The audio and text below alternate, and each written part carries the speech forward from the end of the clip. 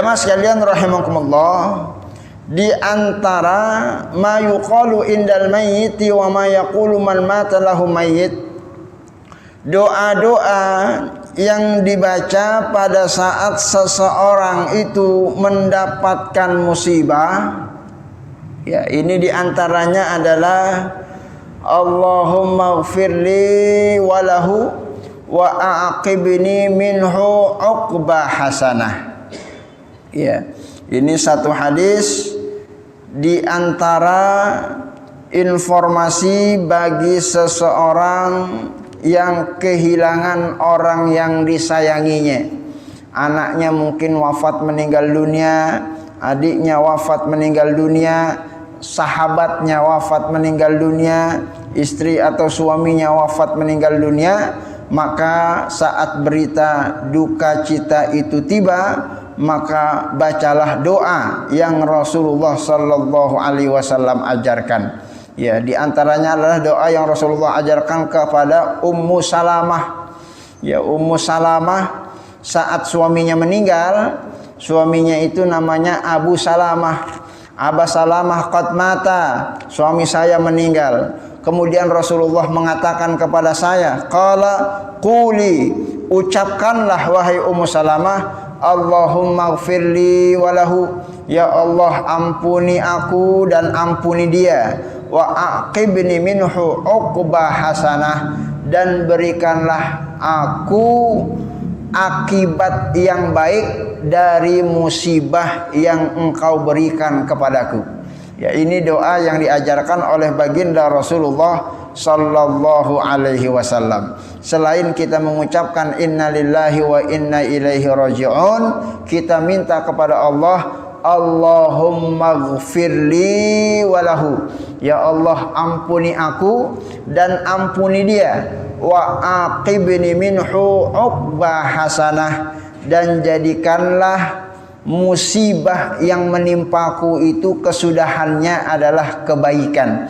Itu yang diajarkan oleh baginda Rasulullah sallallahu alaihi wasallam.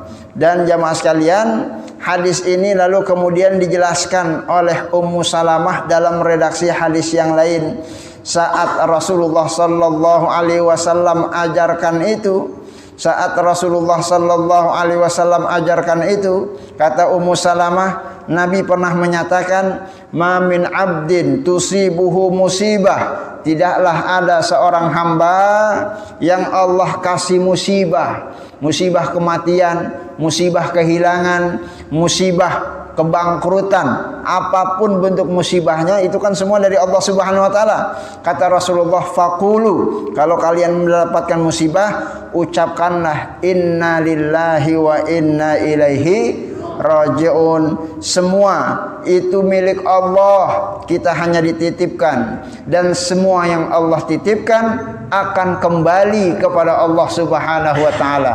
Anak kita itu milik Allah, istri kita milik Allah, rumah kita milik Allah, kendaraan kita milik Allah, harta kita milik Allah, semua yang kita miliki itu milik Allah. Saat Allah ambil secara paksa, ya itu terserah Allah, karena kita cuma dititipi. Maka kita dianjurkan untuk menguatkan keyakinan ini bahwa inna lillahi wa inna ilaihi raji'un. Sambil kemudian Rasulullah menyatakan, setelah itu kita lanjutkan dengan doa, Allahumma jurni fi musibati, ya Allah kasihlah pahala dari musibah yang engkau timpakan kepadaku, wakhluf li khairan minha, gantikan aku sesuatu yang lebih baik dari yang engkau ambil. Ini kata Rasulullah sallallahu alaihi wasallam, inna lillahi wa inna ilaihi raji'un, Allahumma ajurni fi musibati wakhluf li khairan minha. Kata baginda Nabi Muhammad sallallahu alaihi wasallam, illa ajarallahu fi musibatahu wa akhlafalahu khairan minha. pasti kalau kita dapat musibah membaca doa ini, insya Allah musibah yang akan Allah berikan dan sudah Allah berikan itu akan diganti dengan pahala-pahala yang nanti akan kita raih, dan bahkan kehilangan yang kita rasakan akan diganti dengan yang lebih baik insya Allah Ta'ala. Kalau kita kehilangan motor, baca doa ini, insya Allah nanti motornya diganti sama Allah dengan motor yang lebih baik. Kalau kehilangan mobil misalnya, suatu saat kalau itu terjadi, baca doa ini, insya Allah diganti dengan mobil yang lebih bagus. Kalau kita kehilangan uang, insya Allah setelah kehilangan kita ucapkan doa ini, insya Allah setelah itu di masa yang akan datang, uang yang hilang akan Allah ganti dengan jumlah yang lebih besar insya Allah Ta'ala. Kira-kira percaya apa enggak ini Pak? Yakin apa enggak ini? Ya, kalau yakinnya pelan-pelan ya kurang yakin. Yakin, karena yang mengucapkan ini adalah baginda Rasulullah sallallahu alaihi wasallam. Bahkan ibadah Allah yang menarik dalam hadis ini, yang menceritakan hadis ini Ummu Salamah. Ummu Salamah yang suaminya tadi meninggal. Siapa nama suaminya? Abu Salamah. Kata Ummu Salamah, falamma tuwfiya Abu Salamah, saat suami saya meninggal dunia, Abu Salamah, qultu, aku ucapkan apa yang Rasulullah perintahkan kepadaku, inna lillahi wa inna ilaihi raji'un, semua itu milik Allah, akan kembali kepada Allah. Allahumma jurni, ya Allah berilah pahala dari musibah yang engkau timpakan kepadaku, wakhluf li khairan minha, gantilah yang engkau ambil dengan sesuatu yang lebih baik. Singkat cerita, kata Ummu Salamah, fa akhafallahu li khairan minhu, setelah apanya Abu Salamah meninggal dunia, Allah ganti suami saya dengan yang lebih baik. Siapa dia? Yang lebih baik dari Abu Salamah, dialah Rasulullah sallallahu alaihi wasallam. Dalam sejarahnya, Ummu Salamah ini seorang janda yang akhirnya kemudian dinikahi oleh baginda Nabi besar Muhammad sallallahu alaihi wasallam. Masya Allah, dikabulkan doanya, digantikan suaminya dengan yang lebih baik. Tentu saja tidak ada orang yang lebih baik kecuali baginda Rasulullah sallallahu alaihi wasallam. Ibarat Allah, ada janda mendengar apa yang saya sampaikan, kata dia, Ustadz, ngapa nggak dari dulu ngasih tahunya? Ya makanya mumpung dapat ilmu ini, maka kita amalkanlah setidaknya. Kalau tidak diganti di dunia, insya Allah nanti diganti di akhirat, ganti yang lebih baik dari musibah yang Allah berikan kepada kita. Amin ya rabbal alamin. Jamaah sekalian rahimakumullah, begitulah yang diajarkan oleh baginda Nabi, sehingga seseorang yang mendapatkan musibah tidak pernah dia masuk ke dalam hatinya apapun yang Allah pengen ambil, terserah Allah. Yang mau Allah ambil, insya Allah tidak menjadi beban bagi kita, karena semuanya itu adalah milik Allah subhanahu wa ta'ala. Sehingga dalam tradisi keimanan kita tidak ada istilah orang Islam itu stres cuman gara-gara hilang duit, gara-gara bangkrut usaha, gara-gara hilang harta, gara-gara ada yang meninggal dunia. Ya, sebab kita punya keimanan yang kokoh bahwa semua itu milik Allah. Saat tiba Allah ambil, itu terserah Allah. Tugas kita hanya berdoa, mudah-mudahan ada hikmah di balik itu semua. Tentu saja hikmah Allah ingin memberikan kita pahala pada saat kita sabar mendapatkan musibah yang Allah timpakan kepada kita. Ayatnya sudah pernah kita sampaikan di dalam pembahasan bab sabar.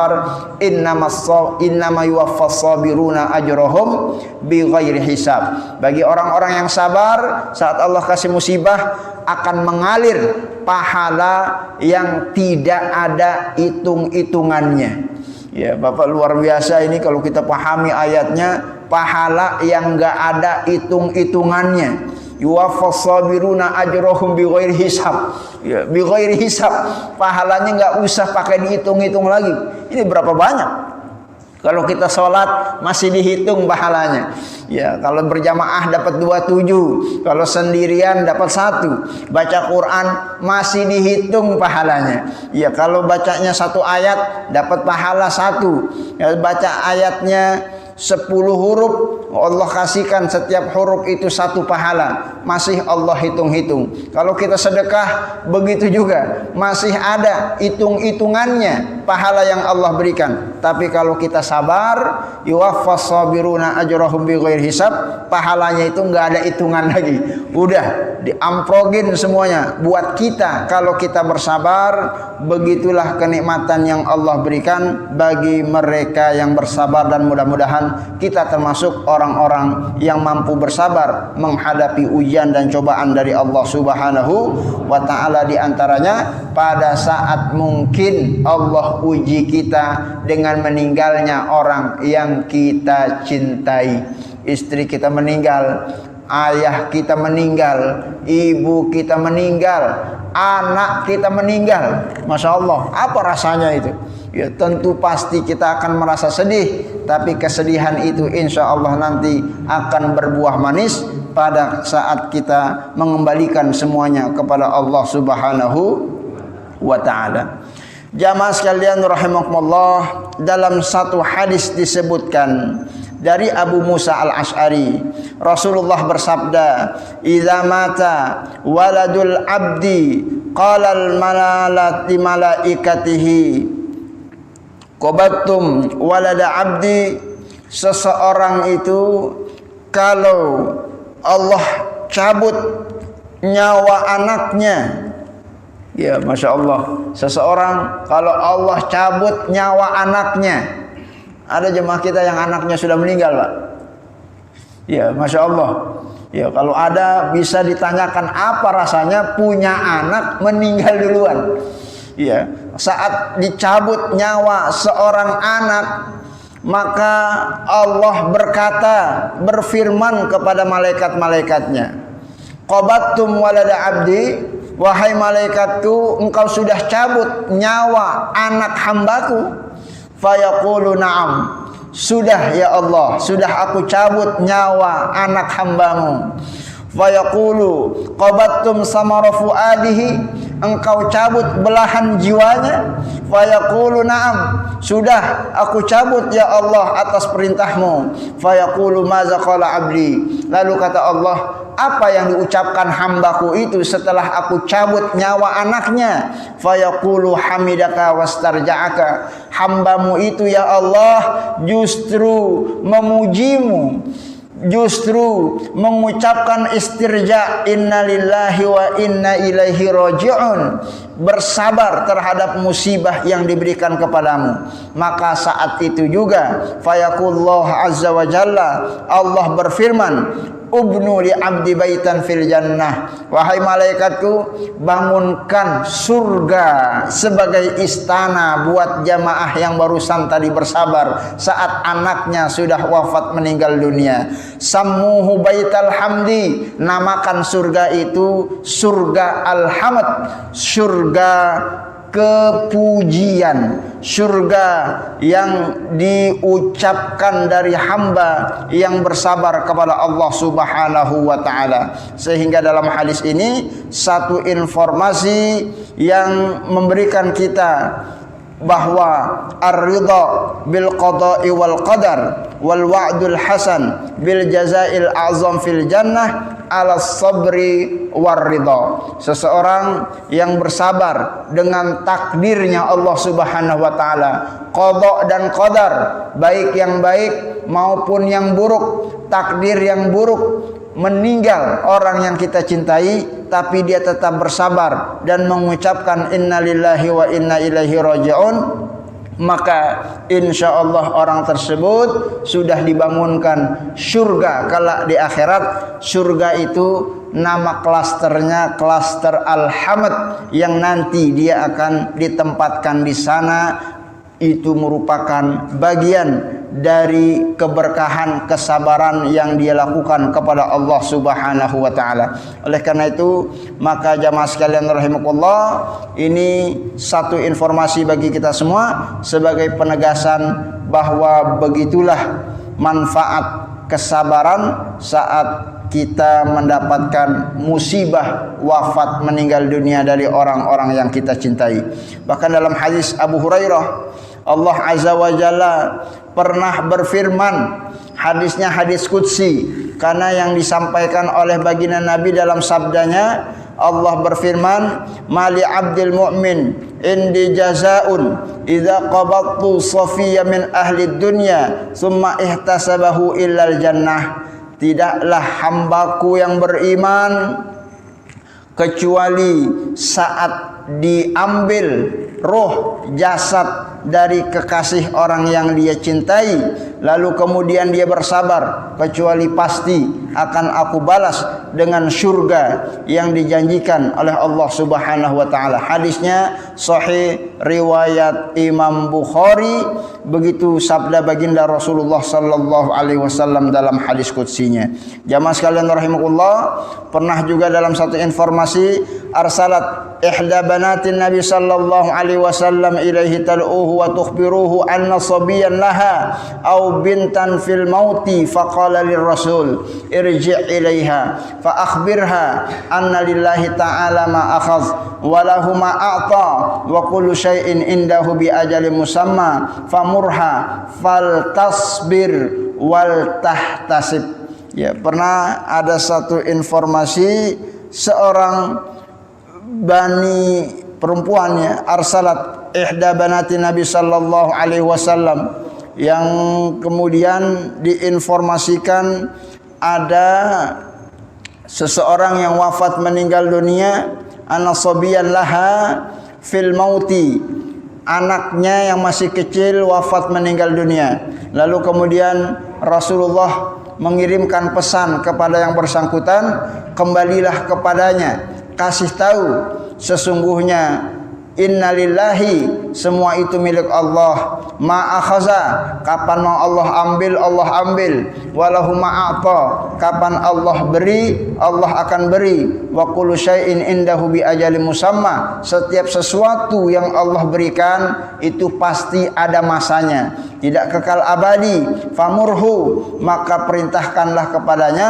faltasbir, bersabarlah, wal tahtasib, begitu perintah Rasulullah sallallahu alaihi wasallam, yang pada intinya adalah istihbabul wasiyah bisabri indal musibah, kesunahan untuk bersabar pada saat mendapatkan musibah, adanya berita duka cita wafat meninggal dunia. Maka mudah-mudahan kita semua termasuk orang-orang yang bersabar pada saat Allah memberikan musibah, diambilnya nyawa orang-orang yang kita cintai. Amin ya rabbal alamin. Jamaah sekalian rahimakumullah, meskipun demikian, nanti di dalam syariat fikih kita bukan berarti orang yang bersabar itu tidak boleh mengekspresikan kesedihannya.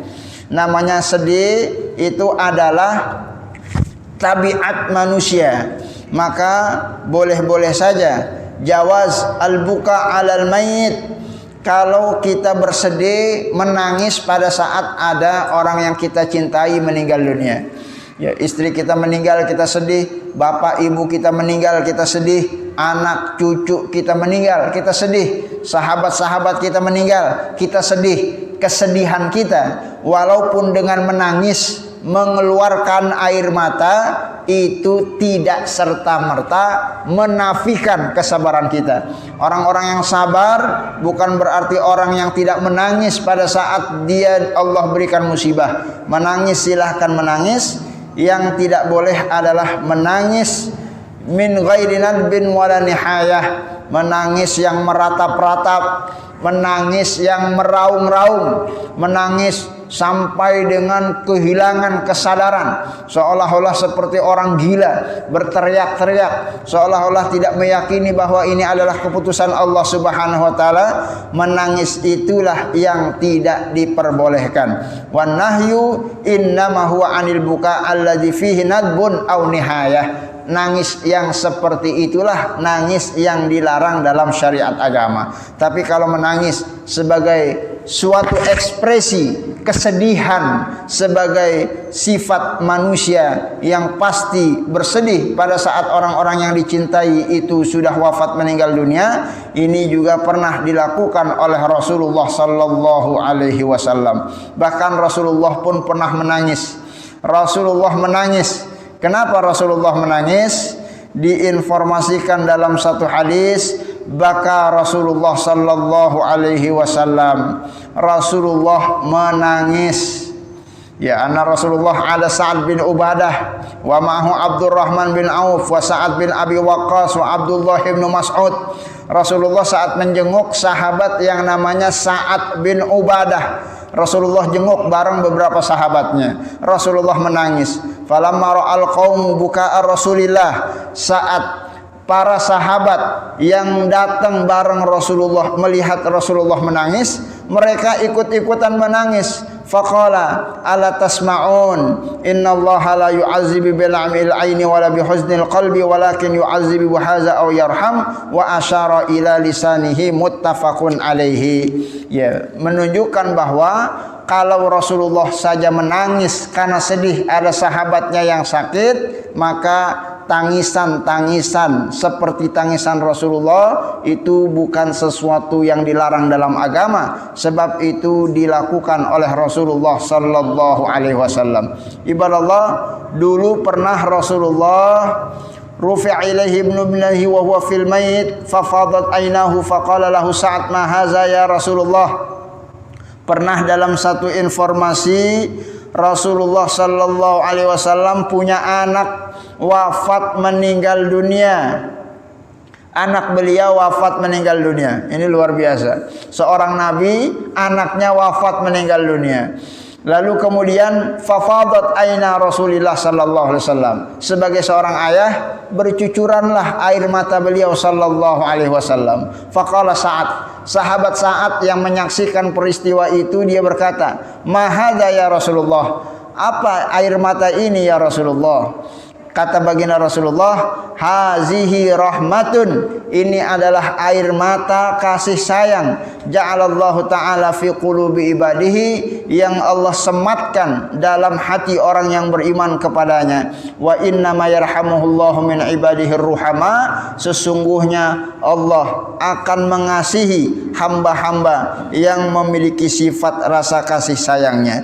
Maka dalam hadis ini menunjukkan satu informasi, air mata kita yang keluar saat bersedih kehilangan orang yang kita cintai itu merupakan air mata kasih sayang yang insya Allah menyebabkan kita disayangi oleh Allah Subhanahu wa taala pada saat kita menyayangi makhluk-makhluknya. Makanya dalam fikih tidak mengapa kita bersedih, tidak mengapa kita menangis saat kehilangan orang-orang yang kita cintai.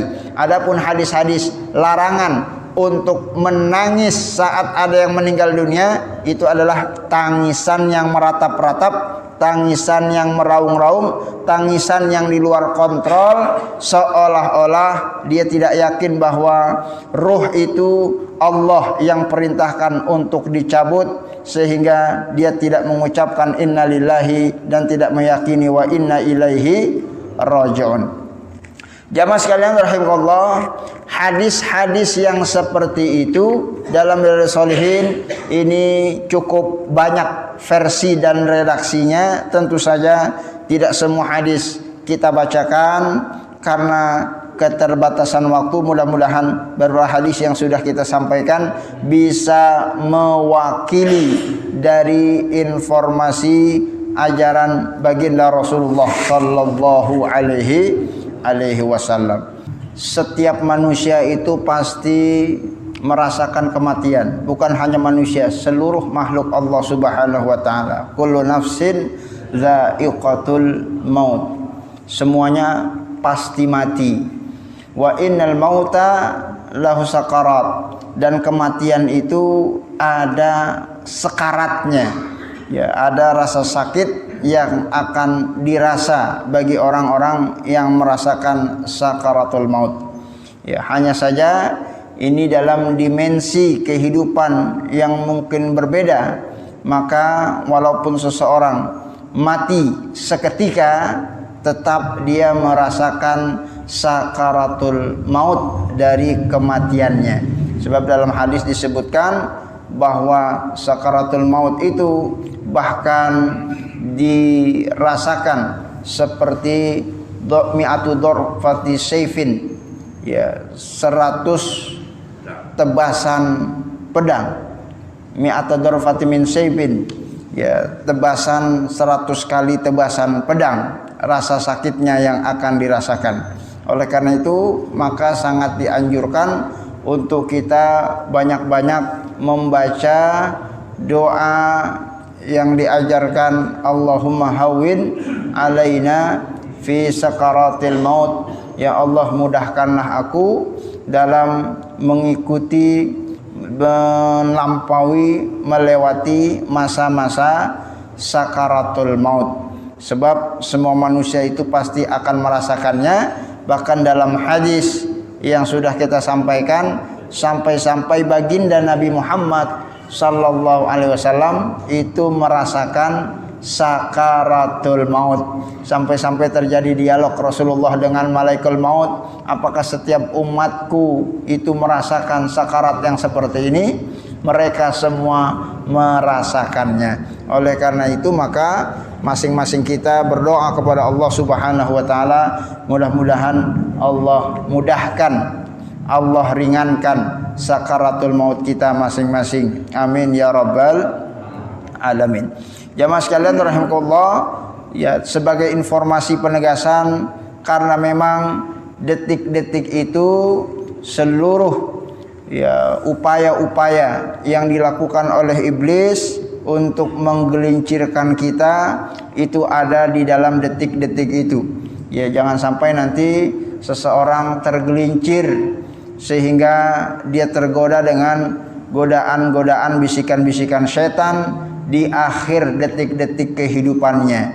Sebab manusia itu kalau belum meninggal, dia belum bisa menjamin dirinya masuk surga atau masuk neraka. Sebab ada orang yang bisa mati dalam keadaan su'ul khotimah, dan ada yang mati dalam keadaan husnul khotimah. Ya, kalau kita baca hadis Arba'in Nawawiyah, kalau tidak salah hadisnya pernah kita sampaikan, ada orang ma bainahu wa bainal jannati illa shibran fa waqa bainal kitab fayasbiqu alaihi alkitab.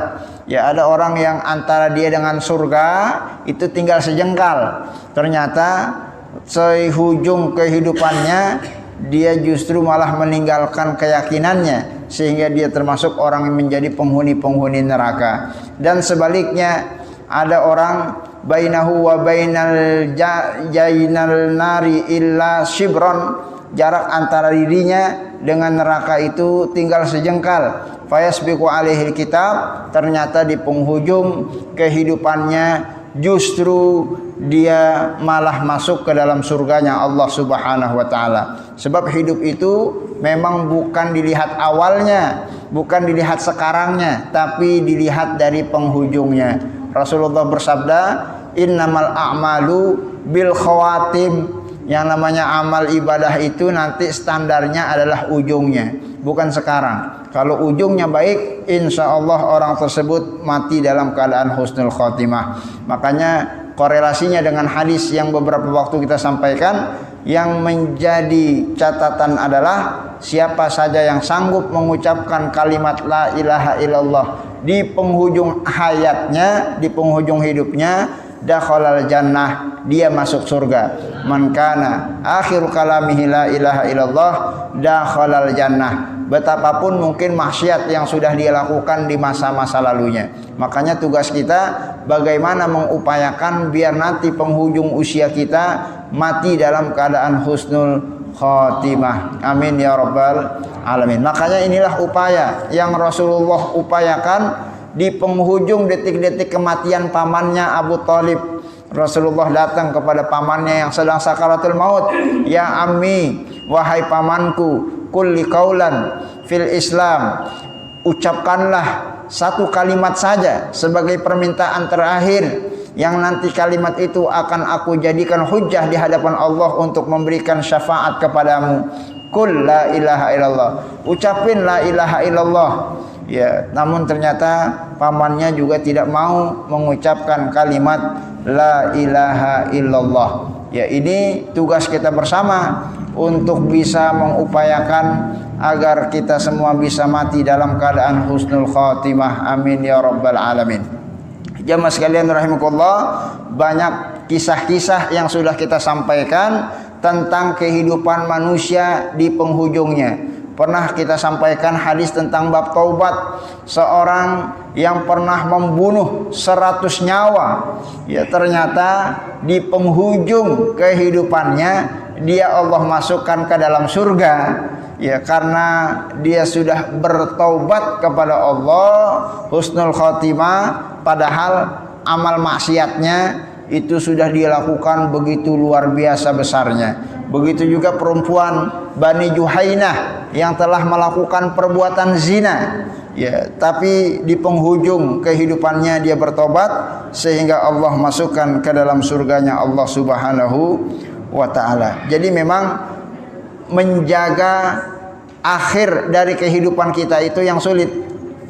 Kalau yang lalu-lalu itu sudah lewat, kita tobat, Allah ampuni. Yang sekarang bisa kita upayakan, tapi akhir dari kehidupan kita tidak mengetahui sesuatu yang belum terjadi. Kita saksikan di hari ini, mungkin dulu banyak orang yang rajin ibadah, saat ini udah nggak kelihatan lagi. Kemana dia? Nggak ibadah lagi. Dulu kita saksikan ada orang yang berjuang untuk agama, hari ini membelot, justru bergabung dengan orang-orang yang tidak membela agama. Jadi memang seperti itulah kehidupan manusia. Hati manusia itu bolak-balik. Makanya kita diajarkan oleh Rasulullah, ya muqallibal qulub, tsabbit qulubana ala dinik, ya musarrifal qulub, sarrif qulubana ala ta'atik.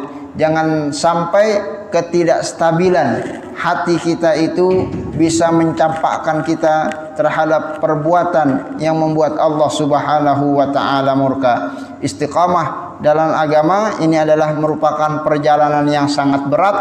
Makanya banyak orang-orang yang di dalam perjalanan murtad dia dari agama. Banyak orang-orang yang dulunya ahli taat sekarang menjadi ahli maksiat, meskipun juga tidak sedikit yang dulunya ahli maksiat sekarang sudah bertobat, yang dulunya menjadi penentang-penentang Islam justru lalu kemudian di kemudian hari menjadi penolong-penolong Islam. Seperti Sayyidina Umar bin Khattab yang dulu pernah mau membunuh baginda Nabi, tapi di pada penghujung kehidupan beliau beriman kepada Rasulullah sallallahu alaihi wasallam sehingga menjadi sahabat yang baik, yang menjadi dipercaya sebagai khalifah pengganti Sayyidina Abu Bakar Siddiq radhiyallahu anhu, dan termasuk sahabat yang dijamin masuk surga oleh baginda Nabi besar Muhammad sallallahu alaihi wasallam. Jadi memang kehidupan sakaratul maut ini adalah satu misteri yang betul-betul kita minta kepada Allah agar Allah berikan kemudahan kita untuk melewatinya.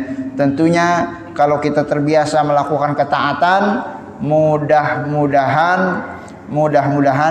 kita pun diwafatkan dalam ketaatan insyaallah taala.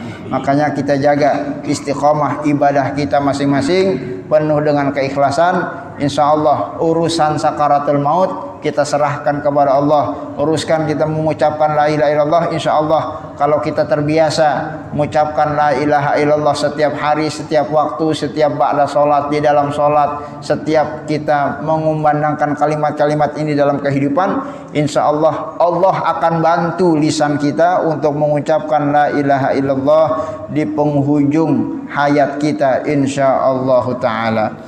Jamaah sekalian rahimakumullah, waktu kita sudah menunaikan salat Isya. Hadanallahu wa iyyakum ajma'in. Insyaallah di pekan yang akan datang kita akan menyambungkan materi tentang al-kaffu amma yara minal mauti min makruhin. Ya, sangat dianjurkan seseorang itu untuk menyembunyikan aib-aib jenazah yang wafat meninggal dunia. Jadi kalau jenazah punya aib, punya kekurangan, punya cacat baik perilaku, perkataan, perbuatan maupun cacat fisik, itu sangat dianjurkan dan diperintahkan untuk tutup mulut, tidak disebarkan kepada orang lain.